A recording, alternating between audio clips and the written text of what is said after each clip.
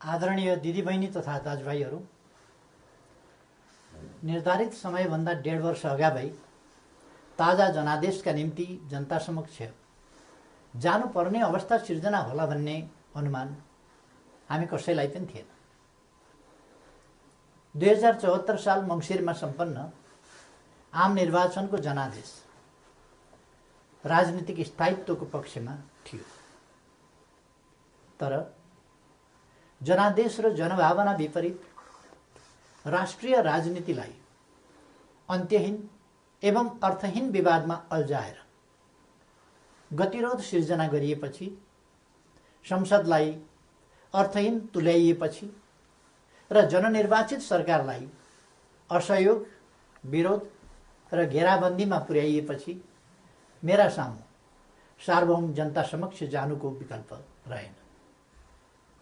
त्यसैले जनता समक्ष प्रस्तुत हुने निष्कर्ष अनुरूप हिजो 2077 साल पुष 5 गते प्रतिनिधि सभाको विघटन गरेर आगामी 78 साल वैशाखमा नयाँ निर्वाचन गर्ने निर्णय गरिएको बेहोरा म निवेदन गर्न चाहन्छु। सतहमा हेर्दा हिजो विकसित घटनाक्रम अप्रत्याशित र आकस्मिक जस्तो देखिए तापनि यो परिस्थिति लामो समयदेखि राष्ट्रिय राजनीति र मूलतः सत्तारूढ नेपाल कम्युनिस्ट पार्टीका केही नेताहरूका असङ्गत, विकृत र जनअपेक्षा विपरीतका गतिविधिहरूद्वारा सिर्जना भएको हो। 2074 साल असोज 17 गते तत्कालीन नेकपा एमाले र नेकपा माओवादी केन्द्रबीच वाम गठबन्धन बनाएर निर्वाचन लड्ने र निर्वाचन लगत्तै पार्टी एकता गर्ने उद्घोष गरिएको थियो। यो निर्णय आम निर्वाचन मार्फत आम जनताद्वारा स्पष्ट रूपमा अनुमोदन भएको थियो, तर निर्वाचन पश्चात राष्ट्रिय राजनीतिलाई जनअपेक्षा अनुरूप अगाडि बढ्न नदिने विभिन्न विसङ्गत गतिविधि सुरु भए। सुरुमा सरकार गठनमा विलम्ब गराउने र जनादेश विपरीत अन्त्यहीन बार्गेनिङ र दबावमा राष्ट्रिय राजनीतिलाई अल्झाउने त्यति बेलाका गतिविधिहरू तपाईहरूको सम्झनामा ताजै छन् भन्ने ठान्दछु। बाधाहरू पन्छाउँदै सरकार गठन भयो र सरकारले जनअपेक्षा अनुरूप काम गर्न पनि सुरु गर्यो। त्यसपछि केही नेताहरूद्वारा निरन्तर रूपमा अस्थिरताका सन्देश र प्रयास जारी रहे। सरकार गठनको 1 वर्ष नपुग्दै कुनै नेताले मुलुक बाहिर गएर अस्थिरताको सन्देश छर्नुभयो भने कुनै नेताले प्रधानमन्त्री मुलुकमा नभएको मौका पारेर देश डुब्न लाग्यो भन्दै बचाउनका लागि माझी गुहार्न थाल्नुभयो। सरकार संविधानको कार्यान्वयनका लागि नयाँ कानुन निर्माण, संघीयताको कार्यान्वयन र मुलुकको सामाजिक आर्थिक रूपान्तरणमा केन्द्रित थियो, तर कतिपय साथीहरूका आँखा निरन्तर पद, प्रतिष्ठा र पद सोपानमा मात्रै केन्द्रित भए। आफ्नो काँधमा आएको ऐतिहासिक अभिभारा पूरा गर्ने गरी नीति निर्माण, राज्य सञ्चालन र जनपरिचालनमा केन्द्रित हुनुपर्ने नेकपालाई केही नेताहरूले आफ्ना असन्तुष्टि, कुण्ठा र आत्मकेन्द्रित सोचहरूको बन्धक बनाउने र निष्प्रभावी तुल्याउने प्रयास गर्नुभयो। दिदीबहिनी तथा दाजुभाइहरू, समस्या समाधानका लागि दुई अध्यक्षहरूका बीचमा कार्यविभाजन गरेर एकजना सरकार र अर्कोले पार्टी सञ्चालनमा केन्द्रित हुने निर्णय भएपछि समस्या समाधान हुने अपेक्षा गरिएको थियो। मैले सोही अनुरूप आफूलाई पूर्ण रूपमा सरकारमा केन्द्रित गरेँ। यसबीचमा पार्टी काम कति अगाडि बढ्यो, एकीकरणका बाँकी काम कति पुरा भए, महाधिवेशनको तयारी कति अगाडि बढ्यो र जनतालाई समस्या परेको बेला विशाल पार्टी पङ्क्तिलाई कति परिचालन गरियो। यसमा मैले केही भनिरहनु पर्ला जस्तो लाग्दैन, तथ्यहरू आफै बोल्छन्। तर सरकारलाई भने राम्रोसँग चल्न दिइएन। पार्टी घोषणापत्रको मर्म र समृद्ध नेपाल सुखी नेपालीको अभियानलाई हाँक्न सक्ने गरी योग्यता क्षमताका आधारमा मन्त्री परिषद पुनर्गठन गर्न खोज्यो भने आफ्नो र पराईका कित्ता काट गरेर टुङ्गोमा पुग्न दिइएन। महत्त्वपूर्ण संवैधानिक अङ्गहरूमा रिक्तता सिर्जना हुन थाल्यो, पूर्ति गर्न पाइएन। पछाडि परेका सामाजिक समुदायको हितका लागि विभिन्न संवैधानिक आयोगहरूको व्यवस्था छ, तर 2.5 वर्षसम्म पनि त्यहाँ नियुक्ति हुन पाएन। सरकारले दूरगामी महत्त्वका काम गरेको छ। प्रतिकूलताका बीचमा पनि मुलुकले महत्त्वपूर्ण उपलब्धि हासिल गरेको छ। युगान्तकारी काम सुरु भएका छन्, तर विपक्षी दलहरूलाई पनि उछिनेर केही नेताहरू सरकारको अनन्त विरोध र नकारात्मक मनोविज्ञान सिर्जना गर्न उद्धत भइरहनु भयो। सरकारले प्रस्तुत गरेका कतिपय प्रस्तावमाथि सार्वभौम संसदलाई छलफल पनि गर्न नदिइकन जबरजस्ती रोकेर राखियो। विगत केही महिना यता सरकार कस्तो कठिनाइ बीच काम गर्न बाध्य भयो र कस्तो घेराबन्दीको शिकार भयो भन्ने बारेमा यहाँहरू अनभिज्ञ हुनुहुन्न भन्ने म ठान्दछु। मैले राज्य प्रणालीमा पनि र पार्टी संरचनामा पनि नेतृत्व हस्तान्तरणको एउटा वैधानिक प्रणाली बसाल्ने प्रयास गरेँ। प्रधानमन्त्री चयन ताजा जनादेशका आधारमा बन्ने संसदले गरोस् र पार्टी नेतृत्वको चयन महाधिवेशनबाट होस् भन्ने विधि स्थापित गर्न खोजे। सङ्घीय लोकतान्त्रिक गणतन्त्रका निम्ति अगुवाई गरेको पहिलो पुस्ताले संरक्षक र उत्प्रेरकको सम्मानजनक भूमिकामा रहोस् र मुलुकको नेतृत्व सामाजिक आर्थिक रूपान्तरण र समृद्धिको मिसन पूरा गर्न सक्षम र सक्रिय नयाँ पुस्तामा हस्तान्तरण होस् भन्ने मार्गचित्र प्रस्तुत गरे। यसै मान्यताका आधारमा 5 वर्षको सरकारको नेतृत्वपछि सुयोग्य नेतृत्वलाई जिम्मेवारी हस्तान्तरण गर्ने र महाधिवेशनद्वारा पार्टीको कार्यकारी जिम्मेवारीबाट अवकाश लिने घोषणा समेत गरे। मुलुकको जटिल अवस्थामा नियमित महाधिवेशन हुन नसक्ने हो भने पनि विशेष महाधिवेशन गरेर अध्यक्ष पद हस्तान्तरण गर्न इच्छा गरे र योजना पनि प्रस्तुत गरे। तर महाधिवेशनका लागि साथीहरूले 4 महिना पनि पुग्न सक्नु भएन। उल्टै मेरो राजनीतिक चरित्र हत्या गर्ने गरी अत्यन्त लाञ्छित र अपमानित गर्दै आरोप पत्र पेश गर्नुभयो। त्यसलाई पार्टीको लोगो र कार्यालयको दुरुपयोग गर्दै राष्ट्रव्यापी रूपमा वितरण गर्नुभयो र वस्तुतः पार्टी विभाजनको अप्रत्यक्ष घोषणा गर्नुभयो। अर्कातिर भित्रभित्रै प्रधानमन्त्री विरुद्ध अविश्वास प्रस्तावको तयारीलाई अगाडि बढाउनु भयो। पार्टी अध्यक्ष एवं संसदीय दलका नेतालाई थाहै नदिई संसद अधिवेशन बोलाउन हस्ताक्षर सङ्कलन गरेर साथीहरूले संविधान विपरीत पार्टी प्रणाली र पद्धतिमाथि यसअघि नै गम्भीर आघात पुर्याउनु भयो। यसपछि नै पार्टीभित्रको अवस्था निकै गम्भीर र सङ्कटपूर्ण बन्न पुगेको। अस्ति पुष 4 गते मात्रै पनि मैले पुष्पकमल दाहाल जीको निवासमै गएर उक्त विग्रहकारी आरोप पत्र फिर्ता लिन, पार्टीमा सहज र स्वस्थ वातावरण सिर्जना गर्न र विशेष महाधिवेशन आयोजना गरेर नेतृत्व हस्तान्तरणका लागि पटक पटक आग्रह गरे। पार्टी एकीकरणको सङ्क्रमणकालीन प्रयोजनका लागि मनोनयनद्वारा गठन भएका र महाधिवेशन सम्पन्न गर्ने मुख्य दायित्व भएका पार्टीका नेतृत्वदायी कमिटीहरूलाई पार्टी विधान र एकीकरणको भावना विपरीत पार्टीलाई मतदानको अवस्थातिर नधकेल्न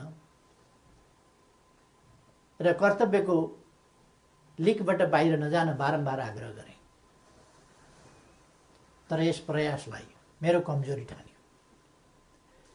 केही भएको छैन, केही गरिने छैन भन्ने कुरामा अल्मल्याउँदै प्रधानमन्त्री विरुद्ध अविश्वास प्रस्तावको तयारी अगाडि बढाइयो। दिदीबहिनी तथा दाजुभाइहरू, सरकार विरुद्ध यसरी घेराबन्दी र दाउपेच गर्नुपर्ने जायज कारण के थियो र? सरकारले यस बीचमा राष्ट्रियतालाई सुदृढ गर्ने सन्दर्भमा ऐतिहासिक कामहरू गरेको छ। नेपालको वास्तविक भूभाग समेटेको नयाँ नक्सा प्रकाशन गरिएको छ। तदनुरूप सर्वसम्मतिका आधारमा संविधान संशोधन गरिएको छ। समस्या समाधानका लागि मित्र राष्ट्र भारतसँग वार्ताको तयारी भइरहेको छ। चीनसँग पारवन यातायात प्रोटोकलमा हस्ताक्षर भएको छ। नेपालको अन्तर्राष्ट्रिय छवि, भूमिका र आकर्षण बढेको छ।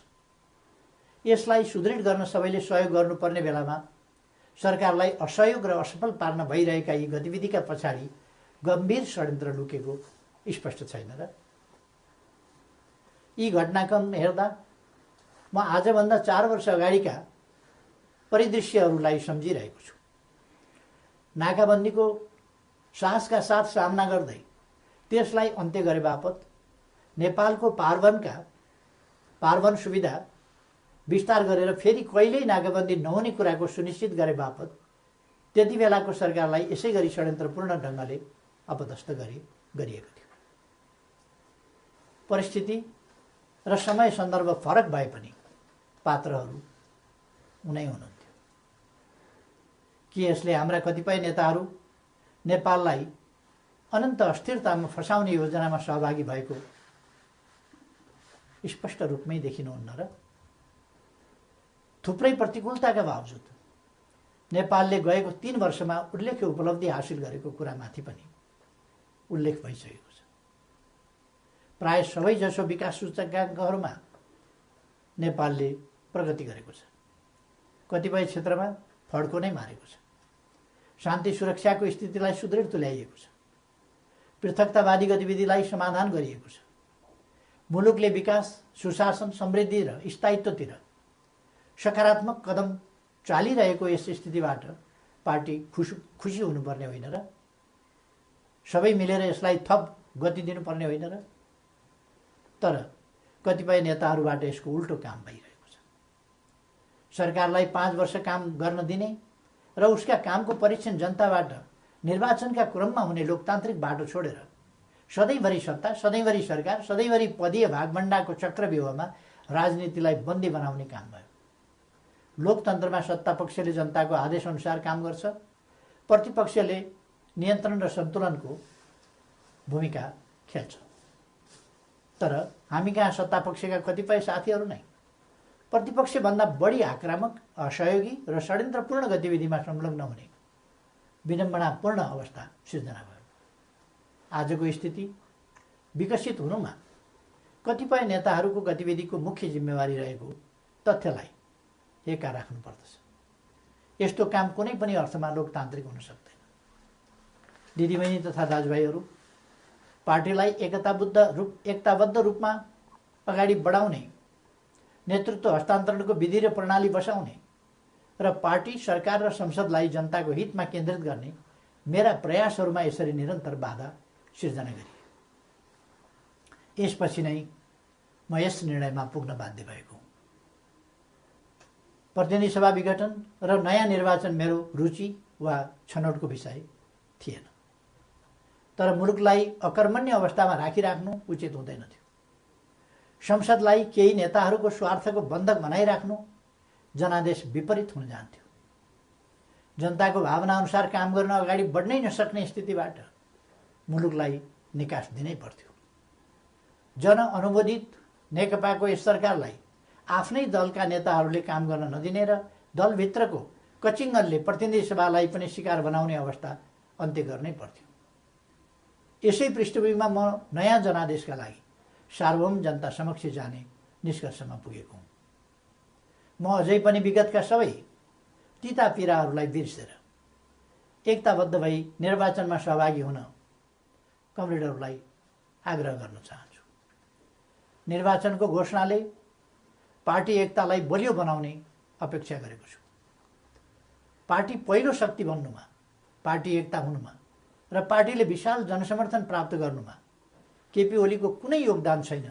हामी पो निर्णायक हौँ भन्ने कमरेडहरूलाई पनि लोकप्रियता र क्षमताको मापन गर्न यसले अवसर दिनेछ। प्रधानमन्त्री बन्न व्यग्र प्रतीक्षामा वा प्रयासमा रहनुभएका नेताहरूलाई पनि ताजा जनादेशले विकल्प दिनेछ। प्रतिपक्ष दललाई पनि आफ्ना एजेन्डा जनताबीच लैजान अवसर प्रदान गर्नेछ। निर्वाचन लोकतन्त्रको आत्मा हो। यो सबैभन्दा उन्नत लोकतान्त्रिक अभ्यास तथा विधि पनि हो। जननिर्वाचित सरकारले काम गर्न पाउँदैन भने उसले पुनरावेदन गर्न जाने ठाउँ सार्वभौम जनता समक्ष नै हो। मैले यही बाटो अवलम्बन गरेको छु। पार्टीले मेरो नेतृत्वमा विगत आम निर्वाचनमा लडेको थियो। म पार्टी संसदीय दलबाट सर्वसम्मत रूपमा नेता चयन भएको थिएँ र त्यसै हैसियतमा प्रधानमन्त्री निर्वाचित भएको थिएँ। बहुमत प्राप्त दलको सर्वसम्मत नेतालाई काम गर्न नदिइएपछि बन्द कोठामा अनुचित र सिद्धान्तहीन सम्झौतामा अल्झिएर जनअपेक्षामा आँच पुर्याउनु मैले उपयुक्त ठानिनँ। जनतालाई फैसला गर्न दिनु नै सबैभन्दा लोकतान्त्रिक विकल्प हो भन्ने मैले ठाने। त्यसै पनि जस्केलाबाट सरकारमा छिर्ने र जनमतको उपहास गर्ने अलोकतान्त्रिक चरित्रप्रति मैले सधैँ विमति राख्दै आएको छु। दिदीबहिनी तथा दाजुभाइहरू, नेपालको संविधानले नेपालको सार्वभौम सत्ता र राजकीय सत्ता जनतामा निहित रहने व्यवस्था गरेको छ। राज्य सञ्चालनको अन्तिम निर्णयकर्ता जनता हुन्। जनताको यो सार्वभौम सत्ता, राजकीय सत्ता र निर्णय निर्वाचन मार्फत व्यक्त हुन्छ। जनताको अभिमत व्यक्त हुने निर्वाचनले लोकतन्त्रलाई थप सुदृढ र परिपक्व बनाउँछ। हाम्रो लोकतान्त्रिक प्रणाली नयाँ छ तर कमजोर छैन। मुलुक जनप्रतिनिधिविहीन अवस्थामा छैन। राष्ट्रिय सभा क्रियाशील छ। प्रदेश सरकार, प्रदेश सभा एवं स्थानीय सरकारहरू मुलुकको संविधान र कानुन अनुरूप आफ्नो तहमा राजनीतिक नेतृत्व प्रदान गरिरहेका छन्। राष्ट्रपति र न्यायालय लगायतका संस्थाहरू र राज्यका निजामती एवं सुरक्षा अङ्गहरू सबै आफ्नो कर्तव्य निर्वाहमा दृढ छन्। 4.5 महिनापछि नयाँ प्रतिनिधि सभा स्थापित भइहाल्ने नै छ। 21औं शताब्दीको नेतृत्व गर्न तयार भएर बसेको हाम्रो युवा पुस्ता लोकतन्त्रप्रति प्रतिबद्ध छ। यो पुस्ता नै लोकतन्त्रको सबैभन्दा ठुलो पहरेदार हो। यस परिस्थितिमा म सम्पूर्ण युवाहरूलाई लोकतन्त्रको रक्षाका लागि एकजुट भएर दृढतापूर्वक अगाडि बढ्न आह्वान पनि गर्न चाहन्छु। त्यसैले निर्वाचनमा जाँदा संविधान अप्ठ्यारोमा पर्छ, लोकतान्त्रिक गणतन्त्र सङ्कटमा पर्छ र मुलुक अस्थिरतातर्फ धकेलिन्छ भनेर चलाउन खोजिएका प्रचार या फिजाउन खोजिएका आशंका र भ्रमहरू निराधार छन्। राजनीतिक स्थिरताको प्रत्याभूति गर्ने निर्णायक तत्त्व जनताको अभिमत हो। तसर्थ कुनै पनि कुरामा नअल्मलिकन आम निर्वाचनको तयारीमा केन्द्रित हुन म सबैमा हार्दिक आह्वान गर्दछु। धन्यवाद।